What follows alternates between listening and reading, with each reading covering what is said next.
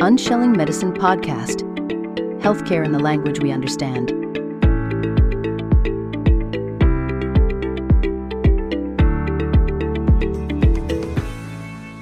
Hello again. Welcome, everybody. We have a very exciting show today with Mayim Vega. Mayim Vega is from aruka.com. That's the name of her company. Mayim is a naturopathic herbalist. Love it. Love it. So we're going to talk about her journey to her now business, career, and helping other people along the way. So Mayim, welcome. How are you doing today? Hello and shalom, Idongesit. Thank you. I'm honored to be here and talk to you. Thank you. Thank you. So let's talk about your journey. How did we get here? What brought you to exploring healing through nature, healing through herbs, healing through, natural remedies, and also being in a position to help others along their journey? Yes, absolutely. So my journey begins, I was formerly a computer scientist at the NASA Ames Research Center. So my degree was in computer science. That's what I was. I was a programmer, basically, Then I got married and I had my first child in 2003. And so I decided to be a work-from-home mom and be an entrepreneur so that I could, take care of my baby. I have 7 children now, by the way. Congrats. Yeah. And so I decided to be a work-from-home mom and started building my first business. And it was a business that was more along the lines of my computer science background, And then I started getting very sick with just intense migraines.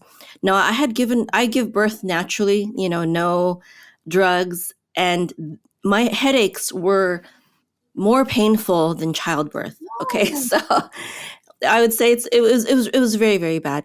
And at first when they were just mild, I would just take, Tylenol, extra strength Tylenol, whatever my friends and family told me to take. Okay, I'll take it, And that worked in the beginning. It worked for a while, but eventually it stopped working. And the pain got to be so bad that I could barely function in my business.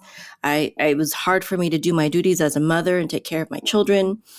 And at the point where I couldn't sleep anymore because of the pain, that's when I told my husband, please, can you please rush me to the emergency room? Because I felt like I was going to die that night. And we didn't have any medical insurance. So I was really trying to avoid, seeing the doctor as long as I could. But I couldn't stand it anymore. So we went to the emergency room. It was late at night.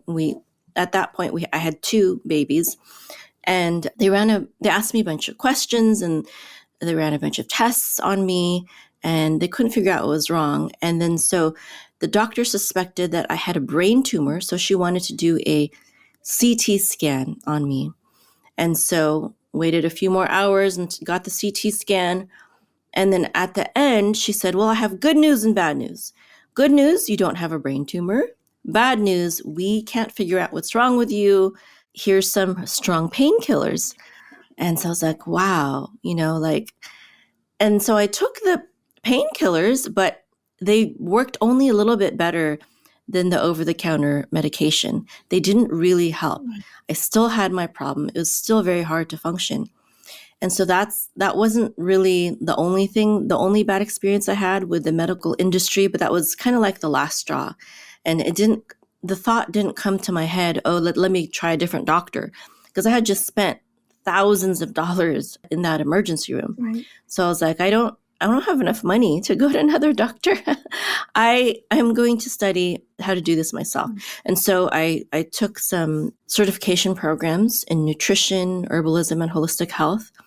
And one of the first things that I figured out that actually helped me way better than all of those pain medications was vitamin B12. And of course, vitamin B12 doesn't work for everyone, but it can work if that is what's causing your headaches, your migraines. For some people, it's magnesium. For some people, coffee. For some people, you just need to sleep more, right? But for me, it was B12. It was a B12 deficiency. So I took that and it was good. But then the question arose, why do I need to supplement with B12? Why is my body deficient in B12? And upon further study, I realized that what I thought was a healthy diet, which was the vegetarian/vegan diet, I thought it was like, oh, I'm going to be as healthy as I can. Actually, this was depleting my body of essential nutrients and especially B12. There's probably a lot of other things that I was being depleted of, but that was the thing that was causing me the pain. And so I started incorporating dairy, eggs, and fish back into my diet.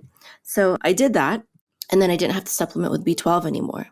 But then the question arose, well, there's lots of vegetarians and vegans out there. They're not suffering like me with these debilitating migraines. Why? And so then I realized later through study that it's because of my stress levels. It's because I was stressed out in my business, getting too emotional over difficult clients, spending sleepless nights, oftentimes, working late nights. And I had to just trust more, basically trust in God more, trust in the process more, and not let the ups and downs of entrepreneurship get to me. And so that was, now we have the whole root cause dealt with. It was the combination of vitamin deficiency, diet, and then stress levels. And so that, really, I was like, why couldn't the doctor point me in this direction? Why couldn't she say, there's a few supplements you might want to try? Or what's your diet like? What is your life like? What are your stress levels like? And doctors don't usually do that. They didn't back in that day. I know things are changing. But so after my certification programs, I opened up Aruka.com and I started just helping people with education, basically coaching and education on what natural holistic things they could do to help them. And one of the first things that I do is I evaluate their lifestyle, their diet, I show them the side effects of the medications that they're taking to see if that could be the actual cause of the symptoms that they came to me for. And because I'm not a doctor, I help them locate a holistic or integrative physician in their area or a naturopath or something like that. But oftentimes my students, I call them students because, I'm not a licensed doctor. So the people that I help, I call them students. I teach them things.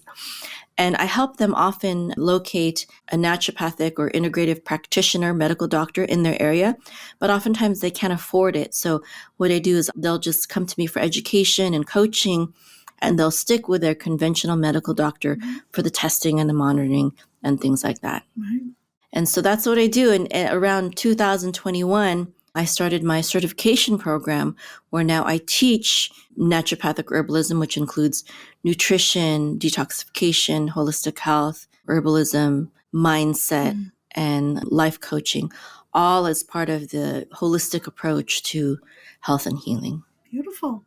Beautiful. And I want to touch on the doctor scenario. I had a call with a doctor today who is coming on a podcast, and we talked about the relationship, the doctor-patient relationship.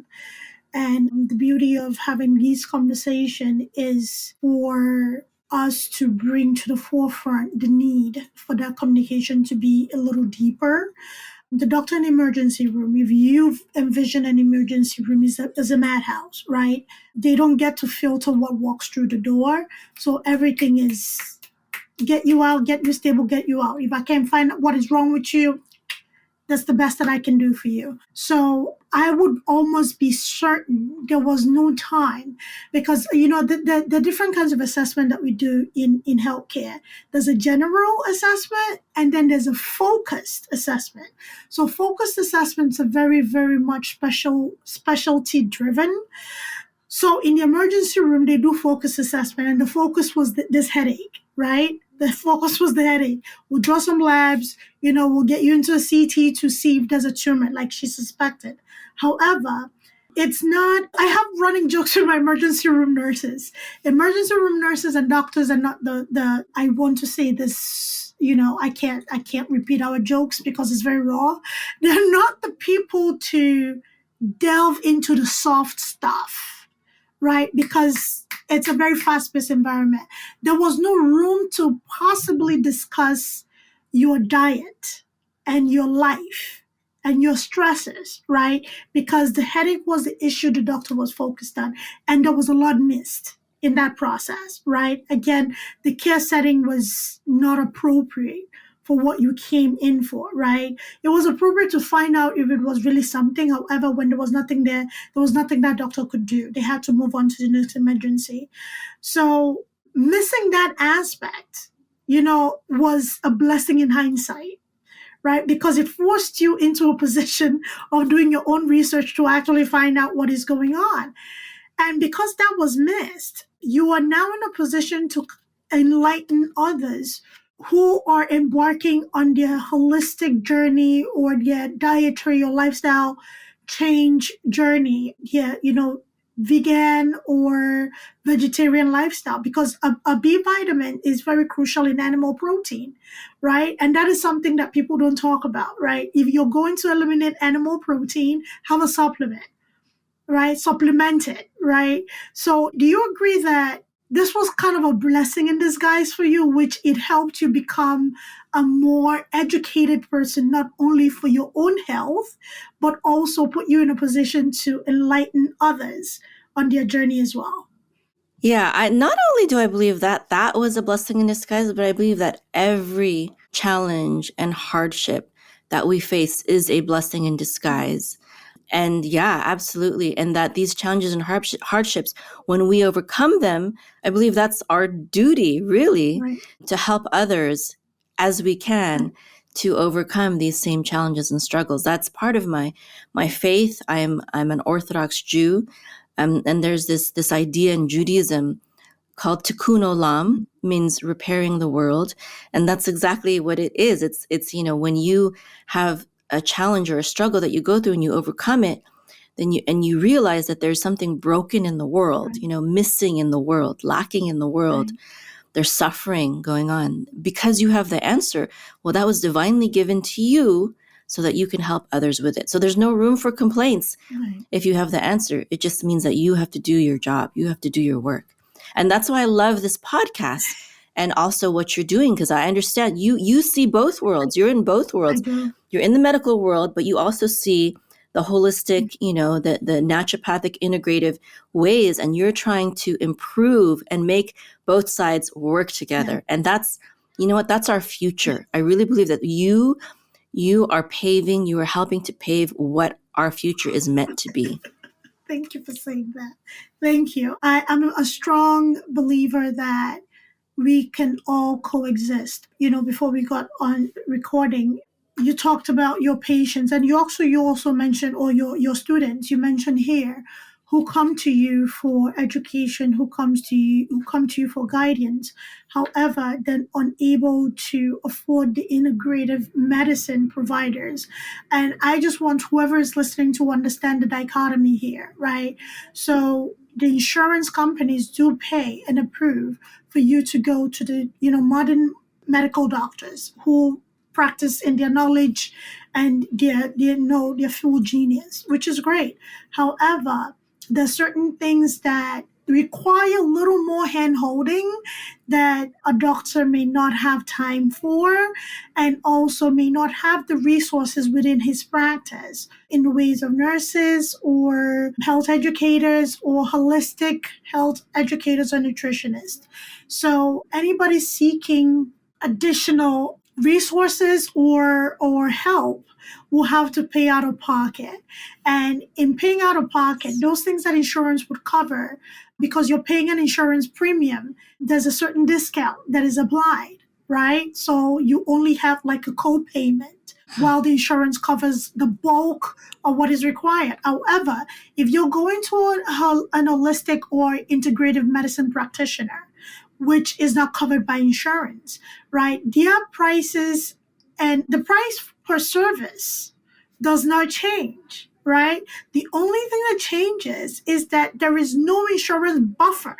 So if drawing labs costs $600, and you would go to a provider that is covered under insurance, and all you had to pay is $20 because the rest of it is covered by insurance. When you go to an integrative provider, that $600 is your responsibility. So when people, yes, get help holistically, but understand the need to also monitor their labs to see if they're improving, getting worse, or things are, homeostatically, which is imbalanced, they have to, in a sense, straddle both sides, but it also bodes to, I don't want to say dishonesty, it also bodes to not having a full picture. It puts the provider in the dark because the patient sometimes is not open about the additional help that they're getting. To a lot of medical practitioners, doctors, nurse practitioners, PAs, yes, I applaud a lot that are actually taking the approach to open the communication with their patients about integrative medicine and including that in their practice. Even if they cannot provide that service, they support their patients in getting that. So with the patients who have the support from their providers, do you find that they're more at ease with learning from you as a student and being able to communicate directly so that maybe you can communicate with their doctors and both of you can be on the same page as to what this person needs? Have you found yourself in that position? I have not, because usually I think the people that come to me, they have their doctors, and I don't usually get involved with speaking to their doctors. Okay. So they will go to their doctors by themselves. And I tell them that if you like, because I can't help people get off medication, Right. and I just tell them, you can tell your doctor this, or you can find a doctor that will help you. Right.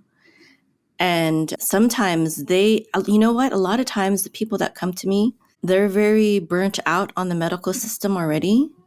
And they've already stopped trusting in the modern medical system. So just like you said, they're not willing to be open and honest. They just want to go to the doctor to get tested, to make sure that they're not doing anything that's harming them. And usually what they find is that they're doing better. And oftentimes they don't tell their doctors what they're actually doing. And the doctor says, okay, good, keep taking that medication that I gave you, or something like that. And so it's not a very open relationship. I have not seen that. Mm-hmm. That is not what I've seen. Either they don't tell them, either they're not telling their doctors what they're doing, or they're lying to their doctors and like making them think that they are doing whatever protocol the doctors told them to do. Right. And usually, I think the lying is usually when they don't feel like they are educated enough or confident enough to answer their doctor if they question them. Judged, because I've seen that a lot, where they feel like the doctors get punitive and judgmental. They talk down. Yes. This is why I always, I always try to get them to see a medical doctor who is integrative, right, or holistic, or a homeopath, or something like that, because then they will understand. Right. And but that out of pocket expense, it's hard. Mm-hmm. It's very hard for them. Mm-hmm. It's not. Our system is not set up right now with the patient in mind, with their best in mind. They have to. It's like two worlds. It's like a divorced parent. You were saying the word marriage earlier, just because you're like, some marriages aren't very good. But actually, that's kind of how it is right now. It's like two divorced parents, and they don't like each other. So the children have to they want to see both, but they're not going to be happy. Right. One of them is not going to be happy unless it's an integrative or naturopath. Then. It's sad. Secrets, or they keep secret. They don't tell the other parent that, do. The one parent has a secret friend and the secret friend is nice to them. So it's something that shouldn't be as divisive.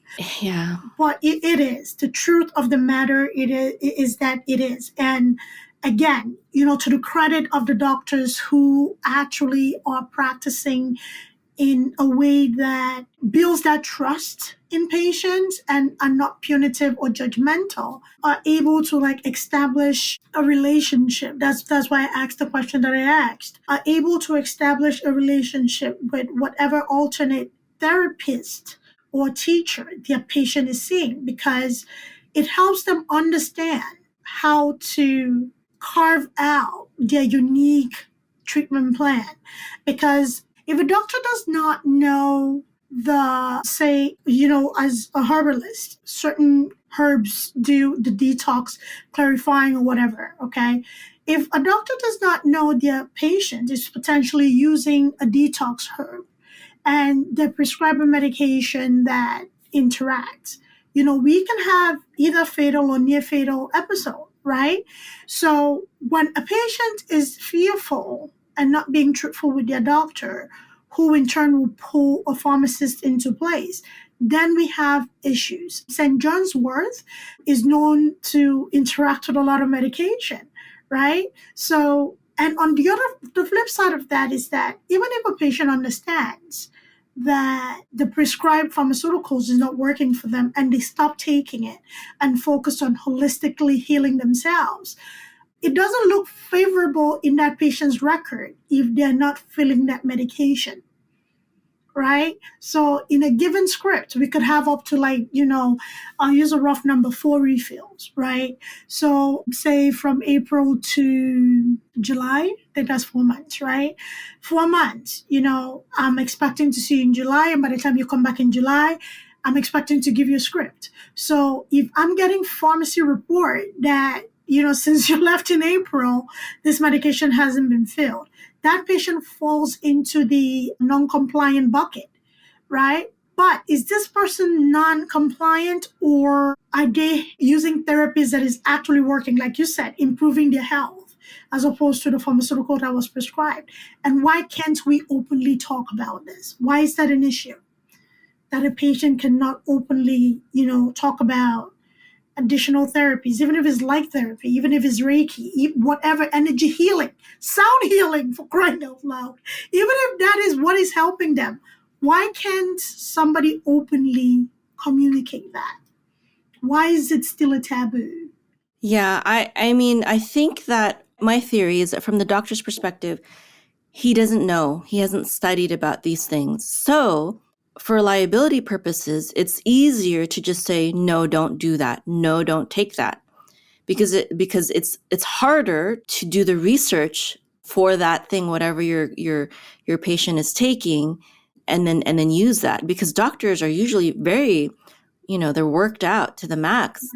Unless they're integrative or naturopathic or, purposefully trying to be holistic, you can't expect them to know. Now, I was a computer science major, like I said. It was very interesting, though. Most of the things that I learned in my computer science degree, the languages that I learned, for example, I barely used them. And in the actual workforce, the things that I used were things that I had to self-study. And it's the same thing with many professions are like this. And it's like this in the medical field. Doctors believe when they're in college that they're going to study how to be agents of health and healing, but that's actually not what they learn.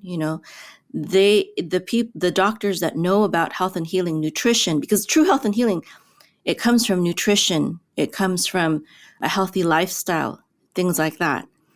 And doctors don't spend very much. I have several students who are, either a doctor or a nurse or nurse practitioner or medical, in the medical field. And they'll tell me things like, we bought a nutrition book for college, but we never read it, or we took one course in nutrition in college. And that's not, one course in nutrition is not going to help them get into the healing therapeutic use of food or supplements.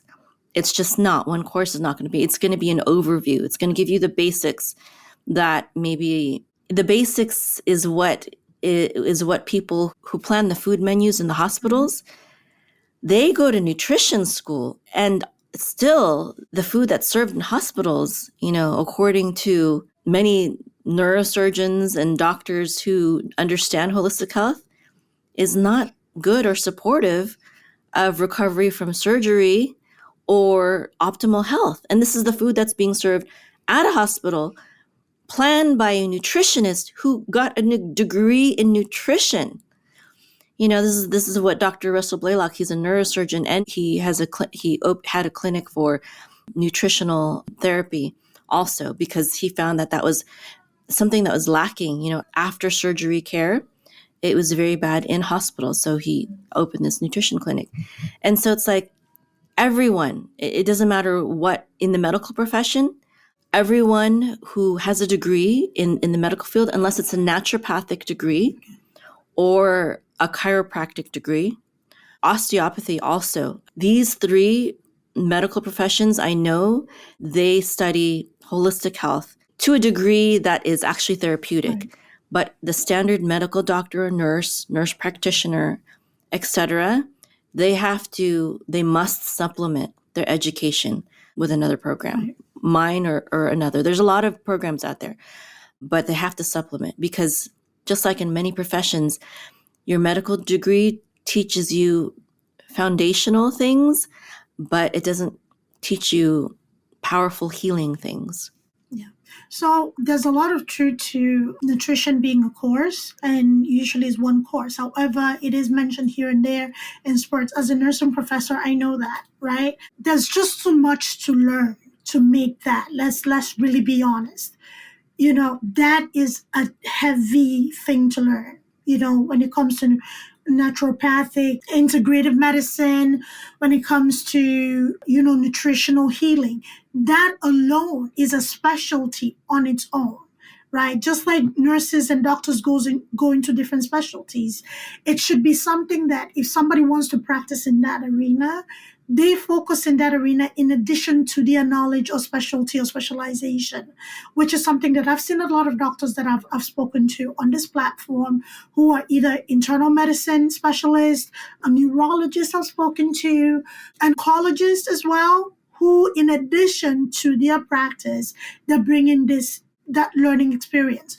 Yes, I go into the hospital, I practice, I operate on bad tumors, I, go through, recommending chemotherapy, radiation for my patient, but also on my other side of things, understanding what this patient needs to heal, I'm able to recommend, healing foods, healing activities, healing practices where either this patient can follow my recommendation while in the hospital, or they can follow me outside after discharge, right? It's just too much to learn in medicine, in medical school, and also nursing school, because I teach that curriculum and it's dense, it's heavy on all these different things. And then you come out and you have to learn per policy of the facility, per state policy, individual needs, and it's a lot. So my recommendation for us to find a happy medium, and you tell me if you agree on this, is that we know everybody can't be everything. But the smart thing is to connect with somebody who knows a little more than you do. Right? I think it was Richard Branson who says he always hires people who are smarter than him in certain areas, right? So people like you exist, Mayim. People like the other doctors I talk to in integrative medicines exist.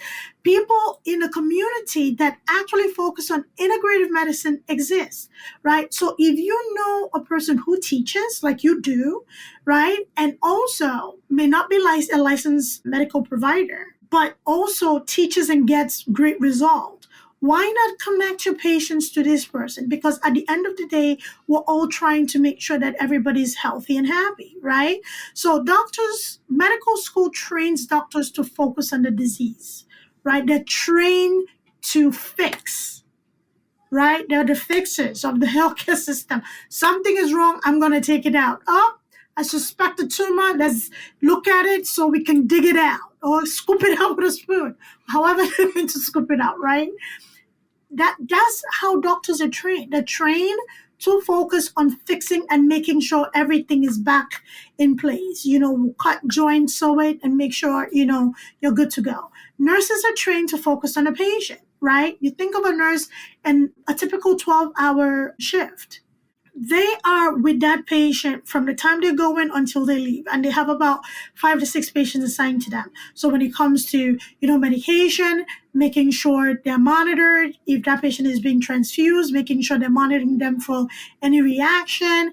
If somebody's post-surgery, making sure they're passing gas, they're having their first bowel movement, what was the consistency, what was the size. All of these things are things that nurses focus on, right? And in order for you to know human homeostasis in different stages of healing and sickness, it is a lot to know. Understanding labs, understanding EKG, understanding all these things. So it's very heavy and dense. However, what we can do in medicine to further improve health outcomes is to align and bring in and collaborate with the people who understand the holistic side of things, right? The integrative side of things, the nutritional side of things that leads to healing. Yeah, it's much better for the patient when mom and dad are friends. You can get so much more done, right? If you're co-parenting, if you're friends, than if you're, and then, absolutely. That definitely needs to happen. I think that, for sure. Absolutely. That absolutely needs, there's a doctor that I follow. His name is Dr. Vernon Coleman. And I love his quote. He says, he has this book called Coleman's Laws. And one of his laws, he says that there are no true holistic doctors, only holistic patients. Meaning, if you really want holistic health and healing, you as the patient need to empower yourself. And exactly like what you just said, you have to go to experts and utilize them in whatever expertise their field is. So you need the medical doctor for certain things. Not a normal person can do labs and do other things like that. And then you can go to an herbalist to see what are the best herbs for this. Right. And then, like you said, they should talk to each other. You should make sure that everything that you're doing works together positively. And then you could go to a personal trainer, right? To help you with the exercise part, I mean, there's so many things. You can go to someone for breath work, massage therapist. I mean, there's so many things. You are your own best healer, not that you don't hire experts, but that you utilize everything that's there. And medical doctors have their place, and so do herbalists and nutritionists and massage therapists and everyone. I think the mistake is to make a doctor as if they should know everything. It's a mistake for both the patient and the doctor to have to put it all on themselves. And it's okay. They have their place. It's a very important place that they play in society, but everyone has to see everyone else, Absolutely. Just putting on my patient advocate hat for 2 seconds. For anybody listening, you are in the driver's seat of your own healthcare. If you feel judged by your doctor, if you feel chastised, if you feel your doctor doesn't listen to you, or you cannot be open and honest with your doctor, that is not your doctor. Change doctors. A good doctor will encourage you to tell them about what is going on with you so they can help you. All right? A good doctor does not have a God complex where they know everything, where if you come in to complain about something, they tell you, well, I have numerous patients who come in with this. This is my treatment. It must work for you. No, you're one of one. That's it. Just because it worked for 40 patients doesn't mean it's going to work for you, right? A good doctor would depend on you to tell them what is going on so they can fashion your treatment plan how it suits you, how it can get you to health, as opposed to you hiding, being sneaky, not being honest. That is not a great relationship. So find a doctor you can be honest with. Or if you feel maybe something has come up that has made you uncomfortable, maybe find time to have a conversation with your doctor, right? Most hospitals have My Chart. Send a message on My Chart or something, right? Be with somebody that you're comfortable communicating things to. It makes things easier. Hat off. Another thing that I've also heard is that a lot of times it is the patient or a patient oftentimes that brings information to a doctor, and then they start researching it on their own. And that's how they become more holistic. Oftentimes it's through the patient and say, I would like to take this. I heard a lot about it. I read this book about it. Maybe can you take a look at this? Maybe they'll read the book. Maybe they won't. Maybe they'll look at their own research to dig into the topic. But I believe that change will start somewhere, and sometimes the change starts with the patient. It does. Be a good patient. I have a lady on here, Dana, and she sent me a beautiful book, which I'm going to post about. This is her book, The Thinking Patient's Planner, right? She has this concept called the professional patient, right? Learn to write things down, learn to ask questions, learn to talk, learn to express yourself. Your doctors they're not going to tell you they depend on it, right? They depend on you. Please advocate for yourself. And if you feel like you can't ask the questions, bring a family member along. Find a health advocate who would ask specific questions that you may not be aware of that concerns your health. So this was such a great discussion. Please, Mayim, please tell everybody about Aruka and where we can find you. And also for everybody who's listening, we are going to include everything about Aruka and Mayim.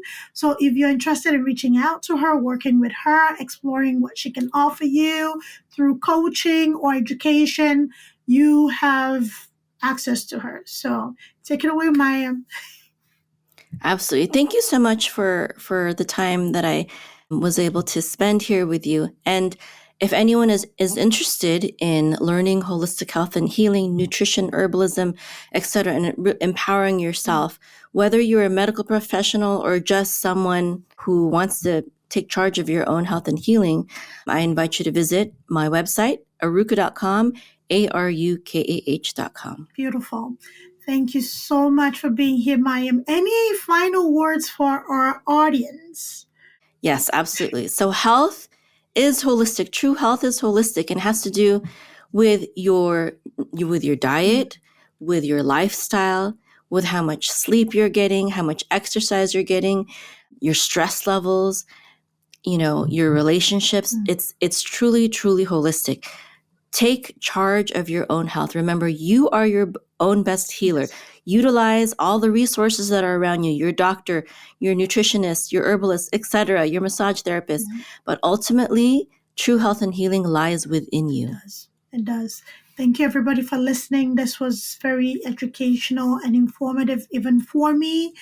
I absolutely love connecting with practitioners that are not in the typical healthcare space, but they affect healthcare in a great way. Mayim, it was wonderful having you. So have a great day, everybody. Thanks for listening. Please let us know what you think about this episode. We'd love to know as well. All right. Bye, everybody.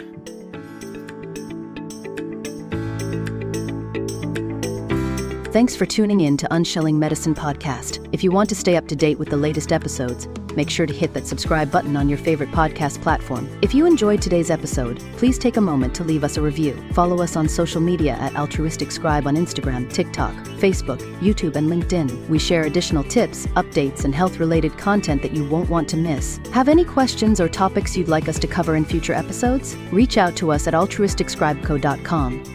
We're always eager to hear from our listeners and tackle the health topics that matter most to you. Until next time, stay healthy and take care.